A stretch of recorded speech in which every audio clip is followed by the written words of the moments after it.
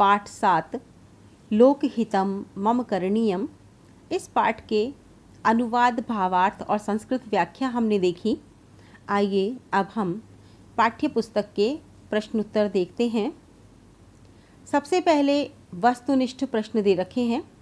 ये प्रश्न बहुविकल्पात्मक होते हैं, जिसमें एक ही प्रश्न के 4 विकल्प दिए हुए होते हैं और हमें उन 4 विकल्पों में से एकदम सही सटीक उत्तर का चयन करना होता है। चलिए देखते हैं। पहला प्रश्न है, अस्माकं करणीयम अस्ति। अब इसमें 4 विकल्प हैं।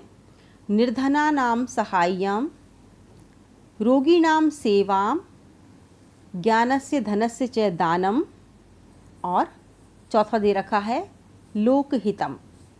अब इसमें चारों में से कौन सा आएगा? आप समझ रहे होंगे। पहला भी सही है, दूसरा भी सही है, तीसरा भी सही है, किंतु चौथा भी सही है। अब इस चारों में से आप कौन सा विकल्प चयन करेंगे, ये महत्वपूर्ण है। तो चारों को ध्यान में रखते हुए हमें सोचना चाहिए कि 3 बातें तो अलग अलग बताई गई हैं, लेकिन जो चौथी बात है लोकहितम यानी लोगों का कल्याण, तो इसमें उपरोक्त तीनों बातें समाहित हो जाती हैं। यानी निर्धनों की सहायता करना भी लोक कल्याण है, रोगी की सेवा करना भी लोक कल्याण में आता है और ज्ञान देना, धन देना, दान देना, ये भी लोक कल्याण में ही आ जाता है। तो सभी कुछ ई वाले विकल्प में समाहित हो जाता है। तो हम विकल्प का चयन करेंगे। अ, आ, ई को छोड़कर बड़ी ई वाला विकल्प चयन करेंगे, जिसका उत्तर है लोकहितम। तो प्रश्न क्या है? अस्माकं करणीयम किमस्ति। उत्तर है लोकहितम। दूसरा प्रश्न है, अस्माभिः कुत्र न शयनीयम। अब इसमें जो पाठ में शब्द दे रखा है, उस शब्द का हमें चयन करना है। 4 विकल्प हैं, सुखशय्यायाम, शरशय्यायाम, परशय्यायाम, तृणशय्यायाम। तो आप इसमें देख रहे हैं, तीनों विकल्पों का पाठ में कोई वर्णन नहीं है, कोई चर्चा नहीं आई है। एक विकल्प की चर्चा पाठ में आई है, सुखशय्यायाम। तो हम इसका उत्तर लिखेंगे अ, सुखशय्यायाम।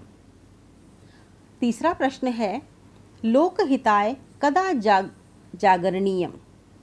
लोकहित के लिए हमें कब जागना चाहिए? तो इसमें विकल्प दिया है दिने, रात्रौ, दोनों शब्द पाठ में आए हैं। अहर्निशम, ये शब्द भी पाठ में आया है। और ई अन्येषु सुप्तेषु जागरणीयम, ये इसमें लिखा हुआ है। लेकिन अब हमें ये देखना है कि दिन और रात, जो दिन अलग दिया हुआ है, रात्र अलग दी हुई है। तो तीसरा जो विकल्प है अहर्निशम, इसमें दिन और रात्रि दोनों शामिल है और अहर्निशम शब्द हमारे पाठ में भी आया है। इसलिए हम तीसरे का उत्तर लिखेंगे ई, अहर्निशम। तो प्रश्न है, लोकहिताय कदा जागरणीयम। उत्तर होगा अहर्निशम। चौथा प्रश्न है, कुत्र तरणीयम। इसमें भी हम पाठ वाला विकल्प ही देखेंगे। दुख सागरे तरणीयम, दुस्तर सागरे तरणीयम, सुख सागरे और गंगा सागरे। तो गंगा सागर का यहाँ कोई नाम नहीं आया पाठ में, दुख सागर का, दुस्तर सागर का भी नाम नहीं आया, सुख सागर का भी नाम नहीं आया। जहाँ तरणीयम शब्द लिखा है, उसके साथ में दुख सागरे तरणीयम, ये पूरा वाक्य लिखा हुआ है। तो यहाँ हम अविकल्प का चयन करेंगे। तो प्रश्न है, कुत्र तरणीयम। उत्तर होगा दुख सागरे। प्रश्न नंबर 5, अस्मिन् गीते आहत्य कति अनियर प्रत्यांतानि स्मरणीयम इत्यादीनि पदानि प्रयुक्तानि। यानी अनियर शब्द से बने हुए कौन कौन से पद जो हैं वो कितने प्रयुक्त हुए हैं, यहाँ संख्या पूछी है, 10 हैं, षोडश है, पंचदश है, सप्तदश है। तो इसमें आपको पाठ में गिनना पड़ेगा कि स्मरणीयम, तरणीयम, जागरणीयम, स्मरणीयम, है ना, इस तरह के शब्द कितने दिए हुए हैं। यहाँ पर अगर हम गणना करते हैं तो ये शब्द आते हैं सप्तदश, 17 शब्द ऐसे पाठ में दिए हुए हैं जिनको आप गिन सकते हैं। तरणीयम, चरणीयम, भ्रमणीयम, करणीयम, संचरणीयम, गणनीयम, मननीयम, त्वरणीयम, रमणीयम, शयनीयम, जागरणीयम, वदनीयम, स्मरणीयम। तो इस तरह के 17 शब्द दिए हुए हैं। तो हमारा विकल्प होगा ई। अस्मिन् गीते आहत्य कति अनियर प्रत्यांतानि पदानि प्रयुक्तानि। उत्तर होगा सप्तदश। ये तो हो गए बहुविकल्पात्मक प्रश्न। इसके बाद कुछ लघुत्तरात्मक प्रश्न दिए हुए हैं। लघुत्तरात्मक प्रश्नों में आपको एक ही पद में एक ही वाक्य में उत्तर देना होता है। प्रश्न है, त्वरणीयम तरणीयम च इत्यनयो द्वयो का अर्थभेद है। इसमें पूछा है कि त्वरणीयम शब्द और तरणीयम इन दोनों में अर्थ भेद क्या है, अर्थ में क्या भेद है। उत्तर लिखेंगे, त्वरणीयम पदस्यार्थम शीघ्रता कर्तव्या, तरणीयम पदस्यार्थम तरणम कर्तव्यम। यानी दोनों का अर्थ अलग अलग हो गया।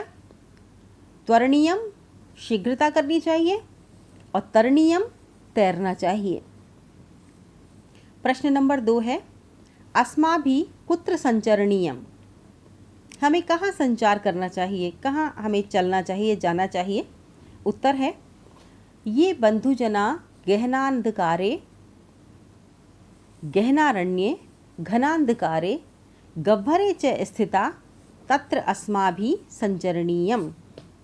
अस्माभिः कुत्र संचरणीयम। ये बंधुजना गहनारण्ये घनांधकारे गह्वरे च स्थिता सन्ति तत्र अस्माभिः संचरणीयम। अब इसके बाद पर्याय पद की बात आती है। तीसरा प्रश्न दे रखा है कुछ पर्याय पदों से संबंधित कि आपको पर्याय पद बताना है। तो यहाँ पर है जन कल्याण। जन कल्याण को क्या कहेंगे, लोकहितम। और लोकहितम यदि दिया हुआ है तो उसे हम लिखेंगे जन कल्याण। अब दूसरा शब्द है वचसा। तो वचसा को जो हम पर्याय शब्द लिखेंगे, पर्यायवाची शब्द लिखेंगे वाण्या।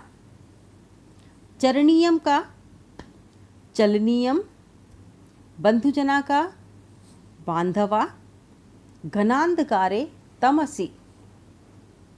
ये पर्यायवाची शब्द हैं, पर्याय पद हैं जो हम पाठ में आए शब्दों के पर्याय पद लिख रहे हैं। इसके बाद प्रश्न नंबर 4 है, स्थूल पदम आधृत्य प्रश्न निर्माणम कुर्वन्तु। यानी जहाँ पर जो थोड़े से मोटे अर्थ शब्द दे रखे हैं उन शब्दों को आधार बनाकर आपको प्रश्नों का निर्माण करना है। यानी यहाँ पर आपको कुछ उत्तर दिए हुए हैं, आपको प्रश्न बनाने हैं। उत्तर है अहर्निशम जागरणीयम। यह आपसे प्रश्न के रूप में पूछा गया है। अब उत्तर में आपको प्रश्न बनाकर लिखना है। प्रश्न लिखेंगे हम, कदा जागरणीयम। अहर्निशम शब्द जो यहाँ पर एक मोटे शाही में दे रखा है तो हम उसको ही आधार बनाकर उसी में हम प्रश्नवाचक शब्दों को उसके स्थान पर जोड़कर हम उत्तर लिखेंगे। अहर्निशम जागरणीयम, उत्तर हुआ कदा जागरणीयम। प्रश्न नंबर 2 है, न जातु दुखम गणनीयम। यहाँ पर दुख शब्द मोटे शब्द में लिखा हुआ है या गहरी स्याही में लिखा हुआ है, तो इसी को आधार बनाकर प्रश्न बनाएंगे। न जातु किम गणनीयम। तीसरा प्रश्न है, न भोग भवने रमणीयम। यहाँ पर भोग भवने शब्द हाईलाइट किया हुआ है तो हम लिखेंगे उत्तर। न कुत्र रमणीयम, चौथा शब्द है मनसा। इस पर प्रश्न दिया हुआ है, मनसा सततम स्मरणीयम। हम इसका उत्तर लिखेंगे केन सततम स्मरणीयम। तो ये है प्रश्न निर्माण। प्रश्न निर्माण का मतलब यही होता है कि आपको कुछ उत्तर दिए हुए होते हैं और आपको ये सोचना होता है कि ये उत्तर किस प्रश्न के हो सकते हैं, यानी हम क्या प्रश्न पूछें कि हमें ये उत्तर प्राप्त हो जाए। तो इस प्रकार से हमें प्रश्नवाचक शब्दों के माध्यम से प्रश्न निर्माण करने होते हैं। अब पांचवा प्रश्न है, अधोलिखित पदेषु मूल धातु प्रत्ययम च पृथकम कृत्वा लिखन्तु। नीचे जो पद दिए हुए हैं, शब्द दिए हुए हैं, इनमें मूल धातु और प्रत्यय अलग कीजिए। पद दे रखा है स्मरणीयम, तो धातु इसमें है स्मृ और अनियर प्रत्यय लगा हुआ है। दूसरा पद है करणीयम, तो जो जिसमें भी अंत में इयम लगा हुआ होता है वो अनियर प्रत्यय होता है, जैसे रमणीयम, जागरणीयम, करणीयम, स्मरणीयम, तरणीयम। तो इस प्रकार के सभी शब्दों में अनियर प्रत्यय आएगा। करणीयम क्री धातु है, अनियर प्रत्यय है। रमणीयम रम धातु है, अनियर प्रत्यय है। जागरणीयम जागृ धातु है, अनियर प्रत्यय है। छठा प्रश्न है, संस्कृतेन वाक्य निर्माणम अधोदत्त पदानिम प्रयुज्य वाक्य निर्माणम कुर्वन्तु। यानी जो नीचे पद दिए हुए हैं इनका प्रयोग करते हुए संस्कृत वाक्य निर्माण आपको करना है। तो अहर्निशम शब्द दिया है, यहाँ वाक्य निर्माण दिया है मया अहर्निशम लोकहितम कर्तव्यम। तो ये भी हम लिख सकते हैं और इसके अलावा ये भी लिख सकते हैं कि मया अहर्निशम जागरणीयम। जो शब्द या वाक्य हमारे पाठ में आया है वो वाक्य भी हम लिख सकते हैं। दूसरा शब्द है तत्र। तत्र का सीधा सीधा हम वाक्य बना सकते हैं, तत्र न गंतव्यम, वहाँ नहीं जाना चाहिए। या फिर तत्र बालका क्रीडन्ति, वहाँ बच्चे खेल रहे हैं या खेलते हैं। अब है न जातु, तो सीधा सीधा पाठ में ही वाक्य आया है न जातु दुखम गणनीयम। इसके बाद कुछ निबंधात्मक प्रश्न दिए हुए हैं। गहनारण्ये डैश डैश करणीयम इत्यस्य श्लोकस्य हिंद्या अनुवादः करणीयम। तो हिंदी में अनुवाद हमने सारे किए हुए हैं। यदि कोई सा भी पद आ जाता है हिंदी अनुवाद करने के लिए तो आप हिंदी में अनुवाद कर सकते हैं, संस्कृत में अनुवाद कर सकते हैं। तो पाठ 7 के ये सभी प्रश्नोत्तर थे। आप अपनी अभ्यास पुस्तिका में लिख लें और इन्हें याद करने का, समझने का प्रयास करें, क्योंकि समझकर यदि याद करेंगे तो हमेशा आपको ये याद रहेंगे।